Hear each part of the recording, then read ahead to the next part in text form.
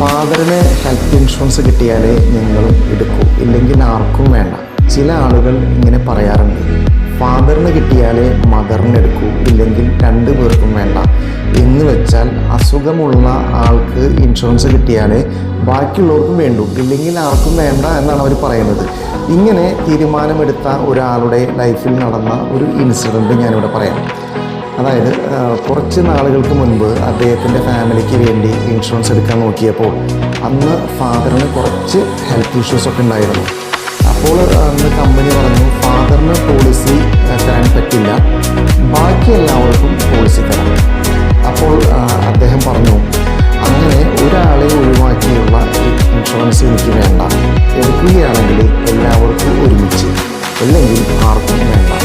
അങ്ങനെ ഇൻഷുറൻസ് വേണ്ട എന്ന് പറഞ്ഞ് അദ്ദേഹം പോയി.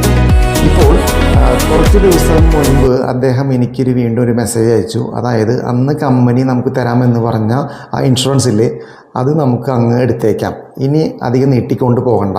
അപ്പോൾ ഞാൻ പെട്ടെന്ന് അദ്ദേഹത്തോട് ചോദിച്ചു, സാർ അന്ന് അങ്ങനെയല്ലല്ലോ പറഞ്ഞത്, ഫാദറിന് കിട്ടാത്ത ഇൻഷുറൻസ് ആർക്കും വേണ്ട എന്നല്ല എന്ന് പറഞ്ഞത്, പിന്നെ ഇപ്പോൾ പെട്ടെന്ന് എന്ത് പറ്റി?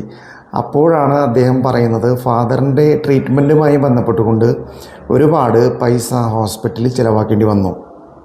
ഇപ്പോൾ ഹെൽത്തൊക്കെ ഓക്കെ ആയിട്ടുണ്ട്, ഞാനും ഫൈനാൻഷ്യലി ഒന്ന് ഡൗൺ ആയിട്ട് അതിൽ നിന്നൊക്കെ ഒന്ന് റിക്കവറായി വരികയായിരുന്നു.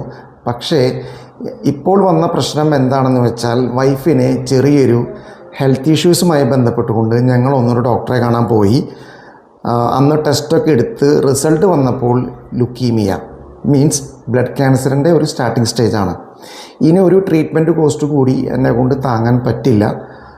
അതാണ് ഞാനിപ്പോൾ ആലോചിച്ചത്. ഹെൽത്ത് ഇൻഷുറൻസ് അങ്ങ് എടുക്കുകയാണെങ്കിൽ പിന്നെ ട്രീറ്റ്മെൻറ്റിൻ്റെ എക്സ്പെൻസ് എല്ലാം അതിൽ കയറിപ്പോയിക്കോളുമല്ലോ. ഇങ്ങനെ ചിന്തിച്ചിട്ടാണ് അദ്ദേഹം പെട്ടെന്ന് ഇൻഷുറൻസ് എടുക്കാം എന്ന് തീരുമാനിച്ചിരിക്കുന്നത്. പക്ഷേ പ്രശ്നം എന്താണെന്ന് വെച്ചാൽ, ക്രിട്ടിക്കൽ ഇൽനെസ് ഡയഗ്നോസിസ് ചെയ്താൽ പിന്നെ ഒരു കമ്പനിയും നമുക്ക് ഇൻഷുറൻസ് തരില്ല. അങ്ങനെ ഞാൻ അദ്ദേഹത്തോട് ചോദിച്ചു, അന്ന് നമുക്കൊരു ഇൻഷുറൻസ് അങ്ങ് എടുത്താൽ പോരായിരുന്നോ? അന്ന് സാറിൻ്റെ ഫാമിലിയിൽ ആർക്കും ഒരു ഹെൽത്ത് ഇഷ്യൂസും ഒന്നും ഉണ്ടായിരുന്നില്ല, അന്ന് എടുത്തിരുന്നെങ്കിൽ ഈ പ്രശ്നമൊന്നും വരില്ലായിരുന്നില്ലല്ലോ എന്ന് ചോദിച്ചു.